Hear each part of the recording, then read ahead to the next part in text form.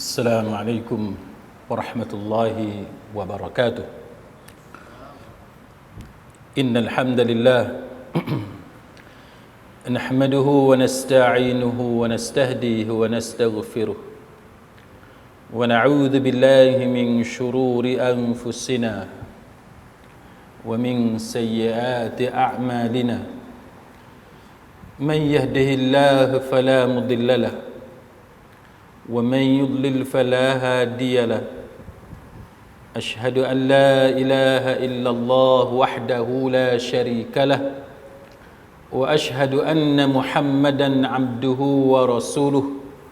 اللهم صل وسلم على محمد وعلى آله وصحبه والتابعين بإحسان إلى يوم الدين.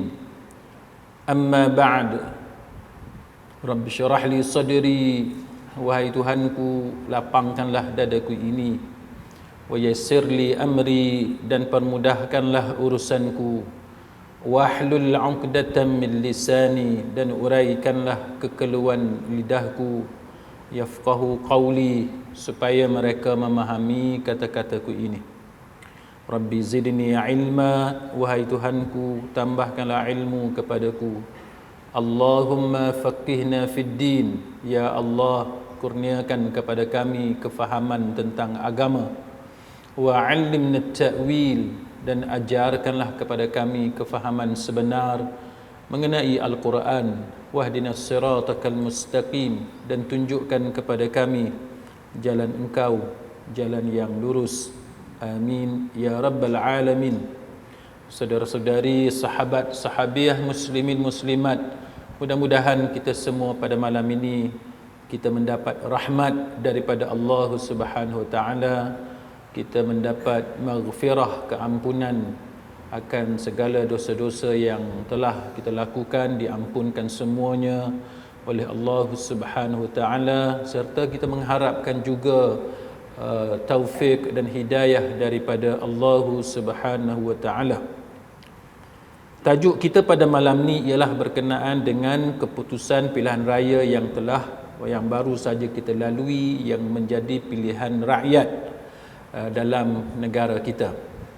Kita tidaklah bertujuan untuk membicarakan tentang political party, tentang parti politik, tetapi kita ingin membicarakan beberapa aspek. Apabila kita bercakap tentang menang dan kalah, bila kita bercakap tentang kenapa usaha kita selama ini tidak diberikan kemenangan oleh Allah Subhanahu wa taala, kenapa kita sentiasa kalah sebagai contoh, apa dia faktor kemenangan, bantuan daripada Allah Subhanahu wa taala kepada kita. Sebab panduan seperti ini dia umum, kan, kita boleh guna bagi sesiapa jua tanpa mengira fahaman politik tuan-tuan sekalian, sebab kita perlu menghormati pegangan dan juga pendapat tuan-tuan dan puan-puan sekalian.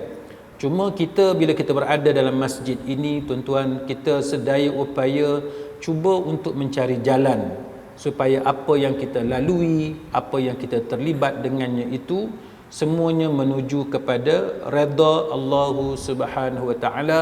Walaupun calon mana tuan-tuan pangkah sekalipun yang tuan-tuan undi, pemimpin yang macam mana sekalipun yang tuan-tuan angkat, maka sudah tentulah kita sangat memerlukan guidance, kan, bimbingan, panduan, pedoman agama, supaya apa yang kita lakukan itu mendapat petunjuk daripada Allah, dan supaya hala tuju kita itu, kita memang sentiasa menuju kepada keredaan Allah Subhanahu wa taala. Baik, sidang hadirin mukminin, memanglah hidup kita ni kadang-kadang banyak misterinya, kan, banyak tanda tanyanya. Kadang-kadang kita tengok orang tu orang baik, tapi kenapa dia tak menang-menang, sebagai contoh, kan. Kita tengok orang tu, calon tu dia baik, tapi kenapa dia kalah, tak dapat sokongan daripada rakyat. Ini semua benda yang bermain dalam fikiran kita bila kita bercakap tentang pilihan raya umum dan apabila keluar keputusan dan sebagainya. Sebenarnya benda-benda pelik ini tuan-tuan, benda-benda yang ganjil, yang menjadi tanda tanya kepada kita semua ini sebenarnya berlaku sejak zaman berzaman, kan? Sejak zaman dahulu. Kalau kita tengok sebagai contoh Fir'aun, kenapa Allah Ta'ala bagi kuasa politik yang begitu besar, kuat? Fir'aun itu sangat kuat. Kalau kita ikut logik kita, patutnya Allah Ta'ala bagi kuasa tu dekat kita, kan? Bila bagi kat kita senang. Kita memang nak buat Islam pun, kita nak buat agama, kita nak tolong orang susah, kita nak tolong pelajar-pelajar miskin, kita kalau boleh hak mana yang menganggur, kita nak bagi pekerjaan. Ikut logik akal kita, patutnya Allah Ta'ala, sebagaimana Allah pernah bagi kuasa yang begitu tinggi, pengaruh yang begitu hebat kepada Fir'aun, patut Allah Ta'ala bagi kat kita senang. Kita ni memang orang semayang, kita memang suka tolong orang. Kalau kita ada kuasa politik macam tu, setiap ceruk kampung kita akan masuk, kita akan tolong. Tapi Allah, dengan kebijaksanaan Allah, dengan ilmu Allah Ta'ala, Allah yang maha mengetahui kenapa Allah memberi kuasa politik seperti itu kepada Fir'aun, tapi Allah tidak memberi perkara yang sama kepada orang seperti kita. Kenapa Allah menguji Maryam sebegitu rupa sehingga Maryam terpaksa membawa diri kerana dihina, dituhmah, difitnah, dipandang hina oleh masyarakat dia? Ikut logik kita tuan-tuan, patutnya Allah Ta'ala muliakan Maryam. Kenapa Allah Ta'ala nak uji Maryam sampai dihina sebegitu rupa? Tapi Allah, Dia nak angkat Maryam, Dia bagi ujian dulu sebelum Maryam melahirkan Nabi Isa alaihi salam. Ini antara perkara yang kita perlu tahu, bagaimana sunnatullah, peraturan yang Allah Ta'ala tetapkan. Bila Allah Ta'ala kasih kepada hamba Dia, maka bila Allah Ta'ala nak muliakan hamba Dia, maka Dia akan bagi pelbagai pancaroba, tribulasi, mihnah, kesusahan demi kesusahan, penghinaan demi penghinaan. Selepas tu barulah Allah Ta'ala bagi penghormatan dan kemuliaan kepada hamba Dia yang Dia kasih.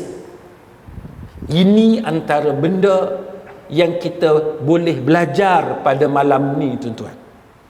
Tuan-tuan tengok dalam semalam, entah-entah ada yang tak tidur pun ada ni. Kan? Semangat nak tengok. Oh, ini YB hak aku sokong. Pasal apa dia tak menang? Dia duk tolong aku selalu, duk bagi duit dekat aku, bantuan apa semua, tiba-tiba tak menang, sebagai contoh. Oh, ni kita kenal dia seorang yang sangat baik. Pasal apa dia kalah? Pasal apa dia tak menang? Oh, ni hak jahat ni. Kaki perempuan pun dia, taik judi pun dia, tapi menang. Kita rasa tak puas hati tuan-tuan. Tapi kita kena ingat, semua ni proses ujian daripada Allah Ta'ala, dan hak itulah yang kita nak belajar malam ni. Kan? Apakah pilihan rakyat yang rakyat pilih tu betul ataupun salah? Apakah proses yang berlaku itu yang boleh kita belajar? Jadi untuk kita belajar tentang pilihan rakyat, tentang keputusan orang tu menang, orang tu kalah dan sebagainya, suka untuk saya berkongsi dengan tuan-tuan sekalian tentang fatwa seorang ulama hadis, kan? Fatwa seorang ulama hadis yang bernama Syekh Abdullah Al-Ubailan, yang mana dia ni tuan-tuan, dia adalah seorang ulama hadis di Arab Saudi, dan dia ni memang seorang yang alim dalam bidang hadis. Dan dia ni tuan-tuan sekalian, ada orang tanya dia, kan, Syekh Abdullah Al-Ubailan, orang tanya dia tentang apa yang berlaku di Gaza, di Palestin. Benda ni dia ada kaitan dengan benda yang berlaku kepada kita sekarang. Kita rasa kita patut diberikan kemenangan, tapi Allah Ta'ala tak bagi kemenangan dekat kita. Kita rasa orang tu tak patut menang, tapi dia tak patut menang, tapi Allah Ta'ala bagi menang kat dia. Kita rasa orang tu patutnya kalah, tapi Allah Ta'ala bagi menang kat dia. Macam-macam benda yang berlaku. Maka proses yang macam ni tuan-tuan, saya tengok bahawa fatwa ataupun pendapat yang dikeluarkan oleh Syekh Abdullah Al-Ubailan ni sangat bagus kalau kita perhatikan. Orang tanya dekat dia, pasal apa musibah demi musibah yang berlaku kepada orang Islam di Palestin, khususnya di Gaza? Tuan-tuan tengok apa dia jawab, supaya kita hari ini tuan-tuan, tak kiralah tuan-tuan terlibat dengan pilihan raya ke, ataupun tuan-tuan menjalani kehidupan seperti mana orang lain, tak terlibat dengan politik dan sebagainya, tapi dia punya pola dia, episod dia lebih kurang sama, yang boleh kita ambil pelajaran daripada ni. Apa dia kata, tuan-tuan sekalian, bila orang tanya dia tentang apa yang berlaku di Gaza, ialah sentiasa dihina, kalah, kan? Tak pernah dapat Palestin yang merdeka. Ini antara benda yang kita boleh belajar.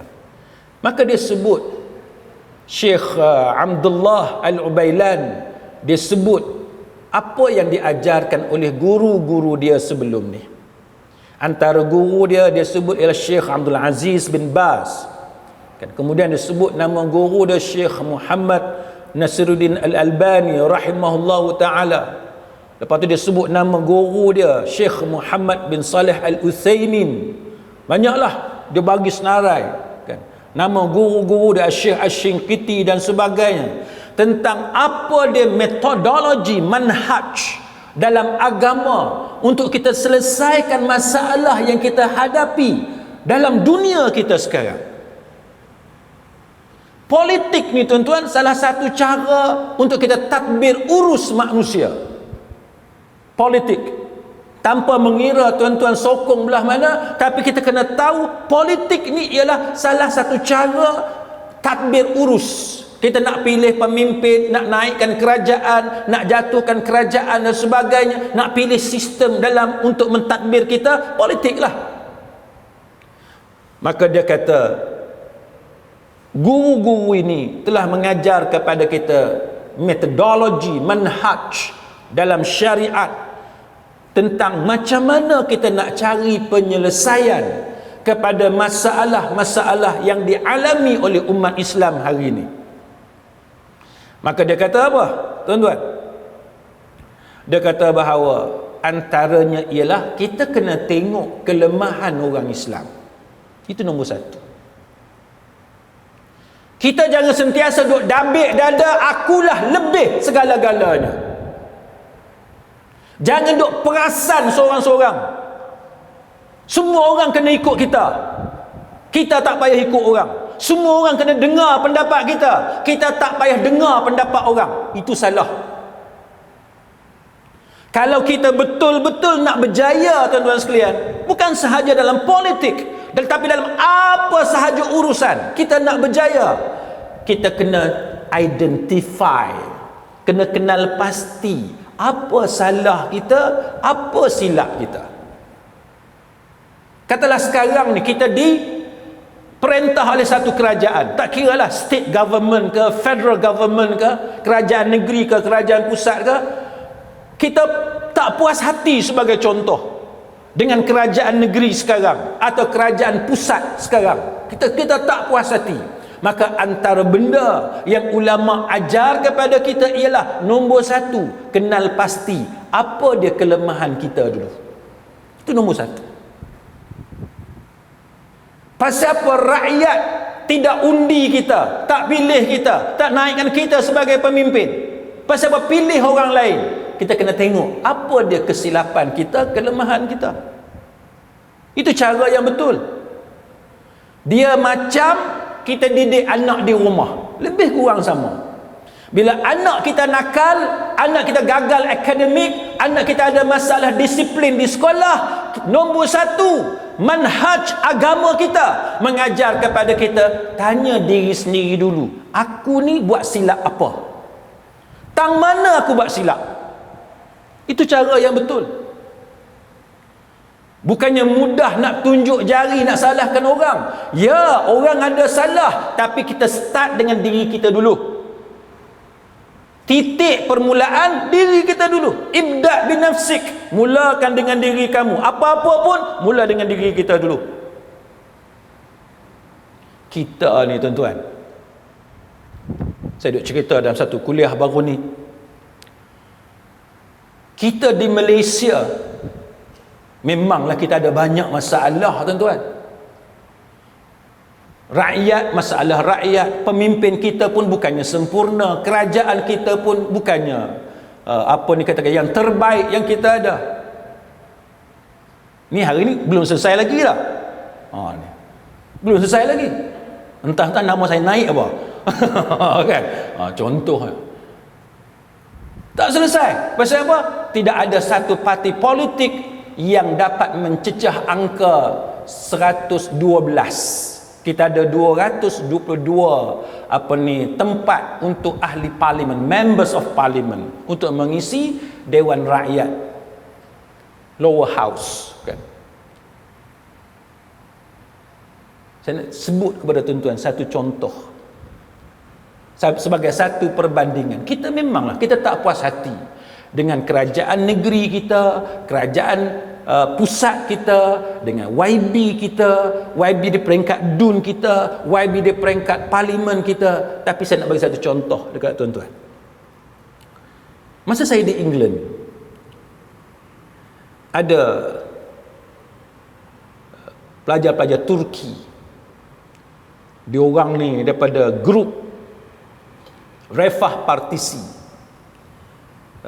kumpulan yang dididik oleh kumpulan murid kepada Najmuddin Erbakan, Abdullah Gül, Erdogan dan sebagainya. Jadi bila saya di England, pelajar-pelajar Turki ni, dia kenal saya dan dia ajak saya dengan family pergi rumah dia orang, kita buat usrah, buat halaqah. Kita buat usrah, kita buat halaqah. Maknanya Islamic Circle, kita study. Dan orang-orang Turki ni, dia sangat mengkagumi Said Badi'uzzaman An-Nursi. Jadi kita jadikan tulisan Said Badi'uzzaman An-Nursi itu sebagai teks usrah. Kita baca, kita hurai. Jadi saya dengan pelajar-pelajar Turki ni, kita buat halaqah, kita buat usrah, kita bincang benda tu. Jadi dia jemput dengan isteri saya sekali, dengan anak saya apa semua. Jadi bila kami sampai di rumah sahabat kami dari Turki tu, hak lain pakai tudung, tapi ada beberapa orang yang tak pakai tudung. Pelajar Turki ni tuan-tuan, orang Turki lawa. Kita tengok apa terkejut. Woi, lawa siapa ni? Rupa-rupa orang Turki. Kita ingatkan Mak Saleh mana? Dalam kepala kita pergi usrah, mesti semua pakai tudung. Tiba-tiba ada yang tak pakai tudung. Kita kata perempuan Mak Saleh mana pula datang usrah? Kita ingat baru masuk Islam ke apa? Rupa-rupanya sebab kita asing. Yang lelaki ada usrah lelaki, yang perempuan ada usrah perempuan. Jadi isteri saya cerita, budak-budak perempuan hak tak pakai tudung ni, mereka ni adalah pelajar Turki. Dan mereka tak pakai tudung. Ni cerita sekitar tahun 2010-2011. Pasal apa dia orang tak pakai Turki, tuan-tuan? Sebab waktu itu, dan tuan-tuan pun tahu cerita di Turki, Abdullah Gül yang jadi presiden Turki pun, isteri dia pakai tudung nak masuk dalam bangunan kerajaan sebab ada official program rasmi kerajaan, tak dibenarkan masuk. Dahsyat. Dia punya sekular tu, tuan-tuan. Bukan isteri pegawai kerajaan dah, isteri presiden tak dibenarkan masuk sebab tak pakai tudung. Tapi dengan kebijaksanaan Erdogan, ataupun kita sebut di Malaysia Erdogan, kita sebut, dengan kebijaksanaan Erdogan, sekarang ni cuba tuan-tuan tengok macam mana dia guna alasan human rights, hak asasi manusia. Semua orang ada hak asasi dia untuk pakai apa saja pakaian yang dia mahu. Dia tak guna hujah ayat Quran, dia tak guna hujah hadis, sebab dia tahu hujah tu tak akan diterima oleh golongan pendukung sekular di negara Turki. Dia guna kebijaksanaan dia. Al-hikmah dallatul mu'min, aina wujida ukhiza. Hikmah ni barang yang hilang bagi orang mukmin. Macam mana kita nak buat? Guna kebijaksanaan kita. Maka dia kata, setiap rakyat Turki berhak untuk memakai pakaian sebagaimana yang dia mahu, dan kita tak boleh halang dia, sebab tu hak asasi dia. Dia tak guna ayat Quran, dia tak kata wajib pakai tudung, ini sunnah Nabi, dah, dia tak guna ayat tu. Sebab dia tahu kalau dia guna approach agama, maka pendukung sekular di Turki akan menentang dia habis-habisan. Sebagaimana guru dia Najmuddin Erbakan digulingkan oleh golongan tentera pendukung sekular. Bukan senang politik ni tuan-tuan. Politik simpang siur dia cukup sukar untuk difahami. Jadi budak perempuan tu yang saya duk ingat, dia tu orang putih, Mak Saleh mana datang program usrah ni, rupa-rupanya bukan orang putih, dia orang Turki. Dia kata, kami tak boleh pakai tudung. Ni cerita lebih kurang 2010. Kami tak boleh pakai tudung. Kalau kami pakai tudung, kalau intelijen tahu, dapat maklumat kami pakai tudung, sampai ke Turki maklumat tu, biasiswa kami akan ditarik. Biasiswa kami akan ditarik. Maka nak belajar bagi habis dulu, dah habis belajar, balik ke Turki baru nak pakai tudung. Susah tuan-tuan. Susah. Bukan satu benda yang mudah. Bukan satu benda yang straightforward untuk kita selesaikan suatu masalah. Kita di Malaysia ni banyaklah benda yang ada di negara luar, masalah yang ada di negara luar tapi tidak berlaku kepada negara kita. Kita syukur alhamdulillah kan, dengan rezeki nikmat kita beramal dengan agama kita ni dalam negara kita, termasuk di Pulau Pinang kita ni, yang tidak banyak halangan sebagaimana halangan yang berlaku kepada negara-negara luar sebagaimana yang kita sebut tadi. Baik, balik kepada Syekh Abdullah Al-Ubailan. Dia kata apa? Dia kata nombor satu, kita kena tengok kesilapan kita di mana. Kalau rakyat tak pilih kita, kalau kita kalah ataupun di Gaza kita kalah, kita tak menang, masih gagal membebaskan Palestin, maka dia kata kita kena lihat apa dia kelemahan kita. Kelemahan yang macam mana? Syekh Abdullah Al-Ubailan kata, sama ada dari segi jumlah kerana kita sikit, ataupun kerana dari segi preparation kita untuk berhadapan dengan peperangan. Samalah pilihan raya, tuan-tuan sokong parti mana sekalipun, tuan-tuan ada agenda tuan-tuan untuk bawa masyarakat kepada keredaan Allah, tapi tuan-tuan tidak diberikan kemenangan, maka cara dia yang sama. Nombor satu, kenapa tak ramai orang sokong kita? Kita kena tanya. Pasal apa tidak ada orang yang mau bersama-sama dengan kita? Kita kena tanya. Satu. Yang kedua, apa dia preparation kita, persediaan kita? Kita kena tanya. Sama sebagaimana bila kita didik anak kita di rumah, bila anak kita tak mau ikut kita semayang seorang-seorang, anak tak mau keluar bilik, tak mau semayang berjemaah dengan kita kena tanya, pasal apa anak tak mau ikut kita? Itu cara yang betul. Apa persediaan kita untuk kita pujuk anak kita keluar daripada bilik untuk semayang dengan kita, supaya dia jadi boleh ikut kita semayang?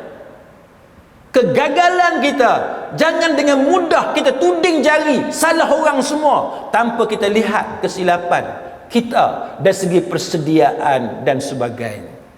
Ini apa yang dibimbing oleh Syekh Abdullah Al-Ubailan. Maka dia kata, Quran memberikan jalan penyelesaian kepada persoalan ini dengan cara yang sangat bagus. Itu sangat bagus. Quran juga mengajar kepada kita macam mana untuk kita kembali kepada Allah dengan cara yang betul. Quran mengajar kepada kita macam mana untuk kita kuatkan keimanan kita kepada Allah. Dan Quran mengajar kepada kita macam mana untuk bertawakal kepada Allah. Maka Syekh Abdullah Al-Ubailan kata apa? Dia kata seseorang Islam bila dia termasuk dalam golongan Allah yang hakiki, dia tidak dapat dikalahkan oleh kufar, walaupun kufar mempunyai kekuatan yang sukar untuk dikalahkan oleh orang Islam. Ini benda yang kita nak belajar. Maka contoh yang disebut oleh Syekh Abdullah Al-Ubailan, dia kata apa? Contoh ketika perang Ahzab. Tuan-tuan tengok, contoh ketika perang Ahzab.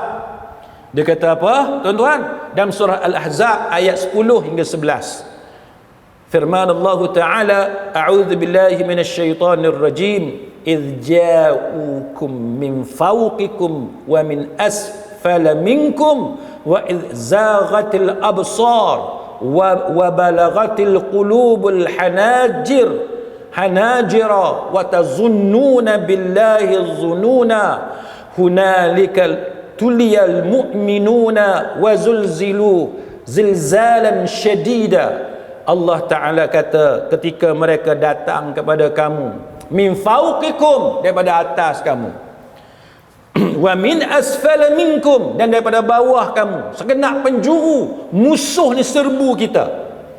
Maka ketika mana tidak tetap lagi penglihatanmu dan hatimu, dadamu sesak ni, naik sesak sehingga ke tenggorok, dan kamu berprasangka kepada Allah dengan pelbagai prasangka, disitulah diuji orang-orang yang beriman dan digoncangkan hati dia dengan goncangan yang hebat. Biasa berlaku, kita akan rasa pelik kenapa Allah Ta'ala tak mau tolong kita.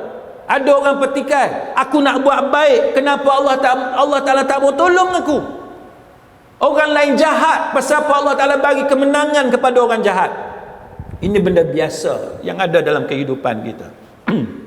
Kalau tuan-tuan ingat, saya lupa, mungkin di sini ataupun di tempat lain saya cerita tentang ada satu orang perempuan, dia diuji oleh Allah Ta'ala dengan suami dia tak kerja, dengan rumah kena lelong, duit tak ada, sehingga dia kata bila rumah dia kena lelong, bank ambil rumah dia lelong. Dia cerita macam mana peringkat awal dia tak mau semayang. Peringkat awal dia tak mau semayang. Hati dia ni, dia kata dia rasa macam dia menyalahkan Allah. Selama ni aku semayang, Allah Ta'ala tak tolong aku. Selama ni aku sujud kepada Allah, tapi Allah Ta'ala bagi aku suami yang tak bekerja, suami tipu aku, tak bayar duit rumah, sehingga rumah dilelong oleh bank. Dia tak puas hati. Tapi dia kata sampai satu ketika dia rasa tak betul dia menyalahkan Allah. Tak sepatutnya dia berhenti semayang, sepatutnya dia lebih memperbanyakkan semayang. Ni tuan-tuan, kadang-kadang kita ambil langkah yang silap dalam hidup kita. Pasal orang reject kita, orang tak mau lantik kita, orang tak mau pilih kita, menyebabkan kita terpesong daripada ajaran agama. Tak boleh. Profession, career kita, patut naik pangkat, tak dapat naik pangkat. Pasal apa? Ada orang sailang ke atas sebagai contoh. Kita tak puas hati, kita pertikai Allah. Tak boleh. Kita kena sentiasa sangka baik kepada Allah. Ana inda dhanni abdi bi, aku bersama-sama sangkaan hamba-Ku kepada aku. Maka inilah yang diberikan contoh oleh Syekh Abdullah Al-Ubailan. Dia kata bahawa Allah menguji hati orang beriman itu, sehingga kan Allah Ta'ala guna perkataan apa tuan-tuan? Wa zulzilu zilzalan syadida, dia goncang hati dia dengan goncangan yang kuat sangat. Bukan goncang sikit-sikit. Allah Ta'ala goncang hati orang yang beriman dengan goncangan yang sangat kuat. Bila kita beriman kepada Allah, dia akan datang ujian tu. Dia akan datang. Maka dia kata apa? Dia kata, contoh dalam perang Ahzab, tengok macam mana tentera bersekutu ni, puak-puak kufar bergabung tuan-tuan, dia bersekutu, dia bergabung tu, dia kepung tentera Islam, dia kepung, sehingga akan mereka semua ni pakai boikot orang Islam yang dipimpin oleh Rasulullah sallallahu alaihi wasallam. Boikot tu dia kata boikot secara politik dan boikot secara ekonomi. Dari segi ekonomi pun dia boikot, dari segi politik pun dia boikot. Kita kat Penang, telur tak ada pun dah susah dah. Cari telur tak ada. Saya pergi dekat Lotus, kita panggil apa, Tesco kan, pergi kat Lotus, pergi kat Maidin, pergi kat macam-macam lah kedai, pergi tanya budak yang duk susun barang tu, adik telur ada tak? Kata tak ada abang. Sebiji ada. Sebiji ada, sebiji pun tak ada abang, dia kata. Hak mahal pun tak apa lah dik, hak mahal pun tak ada, dia kata. Pening tuan-tuan, hidup ni rasa susah, tak ada telur rasa susah hidup. Allah uji sikit je tuan-tuan. Kadang-kadang tak ada minyak, kadang-kadang tak ada ayam. Pasal apa? Orang yang berniaga ni, kartel, golongan toke tuan-tuan sekalian, dia orang ni tak peduli kesengsaraan rakyat jelata. Yang dia fikir ialah macam mana nak penuhkan poket dia dengan duit ringgit. Dia tak cukup dengan kekayaan yang dia miliki. Dia sanggup untuk dia stok barang, dia sanggup untuk naikkan harga dengan cara yang gila-gila, sehingga perlu kepada campur tangan kerajaan. Ini orang kita kata kapitalis. Mereka tak peduli kesengsaraan rakyat jelata, dia tak peduli. Kita hidup susah ke, nak berniaga susah ke, dia tak kira. Dia kira keuntungan dia mesti dilipat gandakan. Orang bila dah jahat, dia tamak, dia sanggup buat. Hak lagu tu pun tuan-tuan kita rasa susah. Cuba bayang tentera Ahzab diboikot dari segi politik, diboikot dengan menggunakan ekonomi dan sebagainya. Maka dia kata, macam mana keadaan itu dihadapi? Macam mana keadaan itu dihadapi? Dia kata apa tuan-tuan? Surah Al-Ahzab ayat 22. Walamma ra'al mu'minuna al-ahzaba qalu hadha ma wa'adana Allah wa rasuluhu wa sadaqa Allah wa rasuluhu wa ma zadahum illa imanan wa taslima. Allah Ta'ala kata, dan ketika mana orang-orang yang beriman melihat orang-orang golongan yang bersekutu itu, mereka berkata, inilah yang dijanjikan Allah dan Rasulnya kepada kita, dan benarlah Allah dan Rasulnya, dan yang demikian itu tidaklah menambah kepada mereka kecuali iman dan juga ketundukan kepada Allah.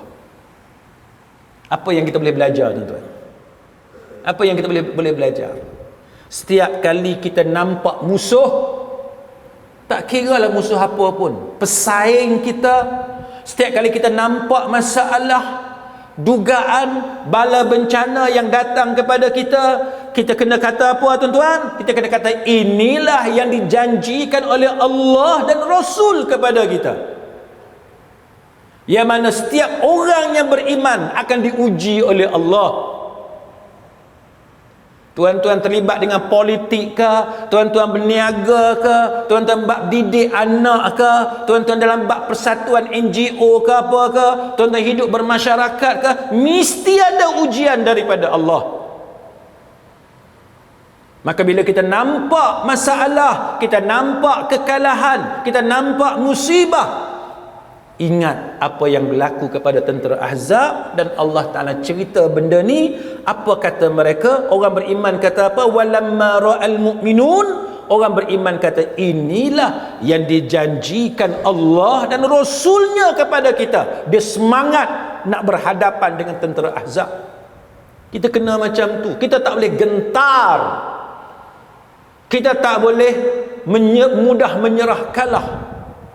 Ada satu movie tu nama dia No Retreat, No Surrender. Jangan berundur, jangan menyerah kalah. Kita tak akan berundur dan kita tak akan menyerah kalah. Kita akan tetap. Lawan tetap lawan jadi tak kira lah lawan tetap lawan ke, tapi itulah semangat dia tuan-tuan. Itulah semangat dia. Kena lawan. Bak politik lawan cara politik, tuan-tuan berniaga lawan cara berniaga, bak didik anak lawan cara didik anak. Jangan putus asa. Bila kita kalau kita berlaku kegagalan dalam apa yang kita terlibat, jangan mudah putus asa. Yang kata lawan tetap lawan tu kena ada. Semangat untuk berjuang tu kena ada. Syuja'ah, keperwiraan tu kena ada. Dia kena ada semangat. Kena ada semangat tuan-tuan. Barulah kita ni akan sentiasa ada momentum.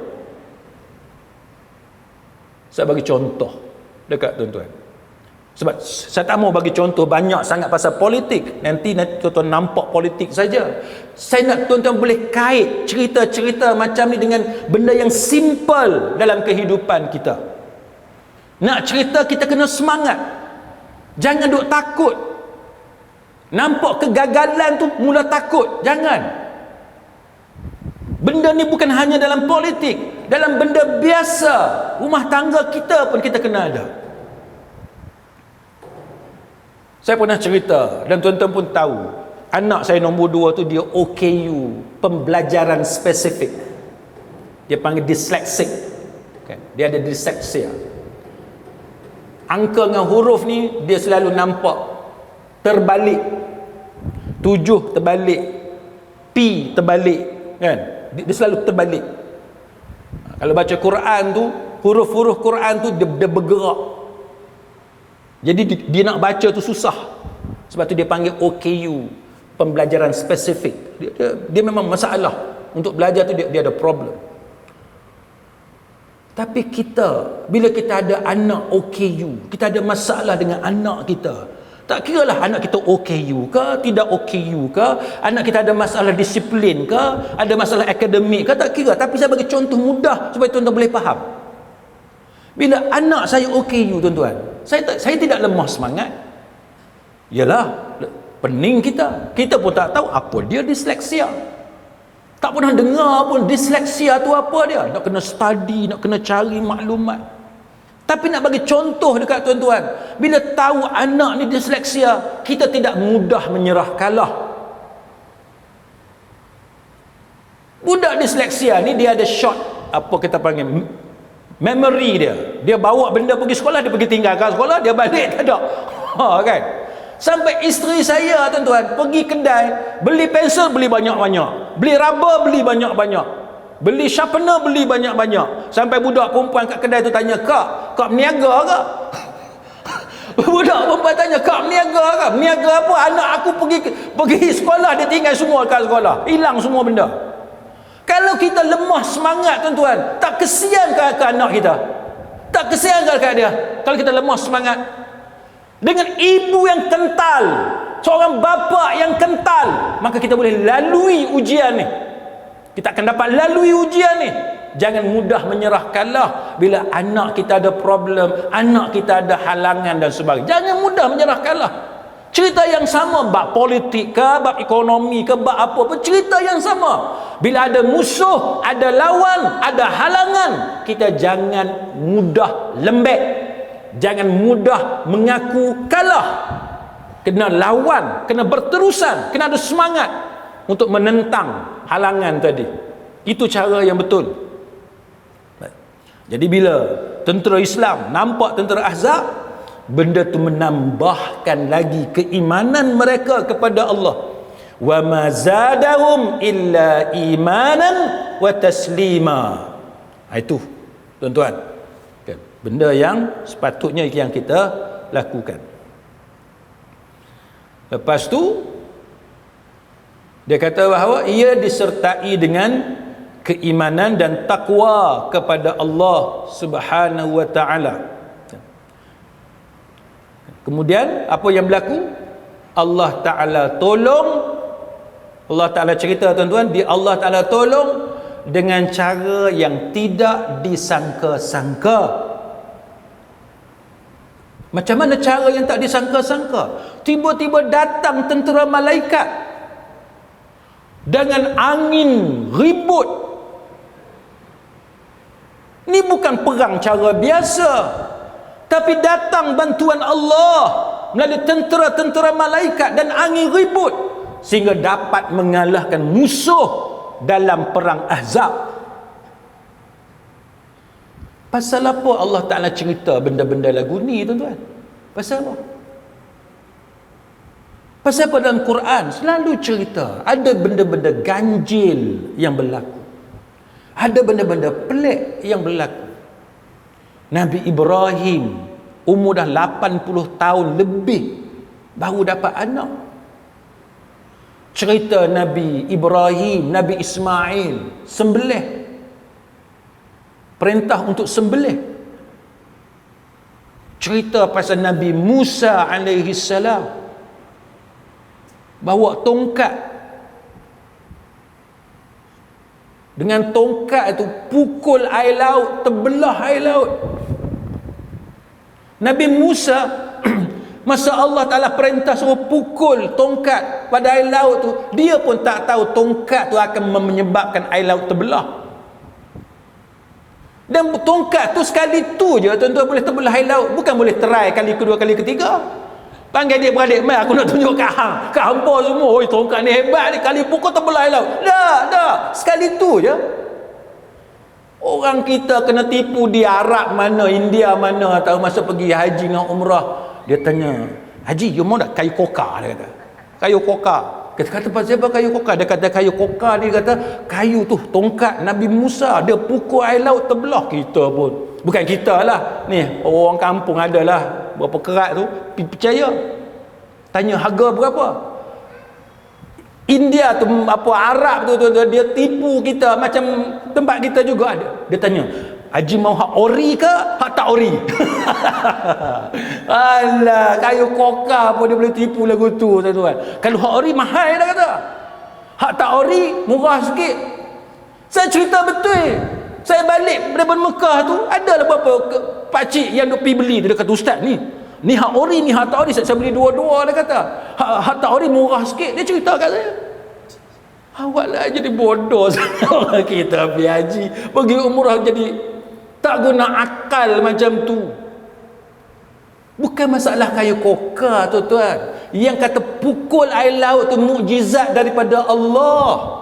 Bukan sebab dia dibuat daripada kayu apa ke, dibuat daripada tembaga ke, emas ke, tak, bukan sebab tu, sebab mukjizat daripada Allah. Hatta Nabi Musa pun dia boleh buat sekali tu je tuan-tuan, tak boleh buat berkali-kali. Jadi kenapa Allah Ta'ala cerita benda yang ajaib, benda yang pelik-pelik ni kepada kita? Tujuan dia supaya kita ni kuat sandarkan kepada Allah. Benda yang kita rasa mustahil, benda yang kita rasa tak mungkin, tapi itulah mudah bagi Allah. Kita kata parti, tak mahu sebutlah parti apa, parti tu takkan kalah. Dah 50 tahun perintah Malaysia, 60 tahun perintah Malaysia, memang sukot, memang susah untuk dikalahkan. Sekarang nampak senang dah kalah. Senang dah kalah tuan-tuan, senang. Pasal apa senang? Kita rasa tak menang, tiba-tiba menang. Ai pelik. Macam mana boleh menang? Kita kata tak patut kalah, tiba-tiba kalah. Sampai orang bertanding berkata, "Ai menang." Hak bertanding pun tak percaya dia menang. Dia tak buat apa pun. Pergilah pusing market lah apa semua, tak ada kerja berat sangat pun. Tapi Allah bila dia nak bagi menang, dia nak bagi kalah, dia nak bagi jatuhkan sebuah kerajaan, dia nak naikkan sebuah kerajaan, mudah tak bagi Allah tuan-tuan? Mudah bagi Allah. Kita baca ayat kursi, setiap kali nak tidur baca ayat kursi. Ujung ayat kursi tu apa? Mudah bagi Allah menjaga langit dan bumi, kan? Kita baca ayat kursi. Tujuan dia apa? Nak bagi semangat kita kental untuk melalui segala pancaroba kehidupan. Jangan mudah rasa takut, gentar, lemah, frustrated, kecewa, putus asa dengan segala masalah musibah yang berlaku dalam kehidupan kita. Jadi sidang hadirin mukminin, setakat itu apa yang saya boleh kongsi dengan tuan-tuan sekalian. Jadi kita kena buanglah kan benda-benda yang boleh halang kita daripada mendapat bantuan daripada Allah Subhanahu wa taala. Kita kena buanglah sifat-sifat yang dah jadi contoh yang tak elok ni kan, sehingga menyebabkan kalahnya pemimpin-pemimpin tertentu dan sebagainya. Contohnya sifat cintakan dunia, kan, gila dekat harta, kumpul sebanyak mana harta yang boleh atas dunia. Yang rakyat jelata susah, dia tak kisah, dia ada fikirnya ialah nak kumpul harta untuk dia. Hak ni kita tak mau, kan, pemimpin yang macam ni kita tak mau. Yang duk gila jawatan, duk pangkat dan sebagainya, apa yang berlaku kepada orang bawah, rakyat jelata dia tak peduli. Yang duk gila kepada kemasyhuran, populariti, hidup mewah kan, dengan pakaian dia, makan minum dia. Kita tengok setengah-setengah orang Arab tu makan tu dia macam bukit tu, buah pisangnya apa semua. Kita tengok dia makan habis ke? Kalau kita tengok, kita makan hak sepinggan tu pun kan kenyang dah sepinggan tu. Tapi kita tengok setengah-setengah orang tuan-tuan, dia buat program tu, hak makannya berapa kerat, tapi makanan tu berbukit-bukit. Kita tak mau benda-benda yang macam tu. Dan termasuklah orang yang terlalu mengejar dunia sehingga dia mengabaikan ibadat dia kepada Allah Subhanahu wa taala. Jadi banyaklah benda-benda yang kita boleh belajar sebenarnya tuan-tuan. Mudah-mudahan Allah Subhanahu wa taala tolong kita kan, dengan cara memberikan kekuatan kepada kita untuk kita lalui episod-episod seterusnya dalam kehidupan kita, dan kita harapkan menang atau kalah dalam apa jua yang kita ceburi, sama ada politik, ekonomi, pendidikan dan sebagainya. Kita mengharapkan semuanya itu mendatangkan pahala daripada Allah Subhanahu wa taala kepada kita. Kita menang pun kita dapat pahala daripada Allah, kita kalah pun kita dapat pahala daripada Allah. Kita naik dalam masyarakat pun dapat pahala daripada Allah. Kita dihina, diturunkan dalam masyarakat pun kita mendapat pahala daripada Allah Subhanahu wa taala, insya-Allah. Wallahu a'lam. Aqulu qawli hadza wa astaghfirullahal azim li wa lakum. Wassalamu alaikum warahmatullahi wabarakatuh. Subhanakallahumma wa bihamdik asyhadu an la ilaha illa anta astaghfiruka wa atubu ilaik.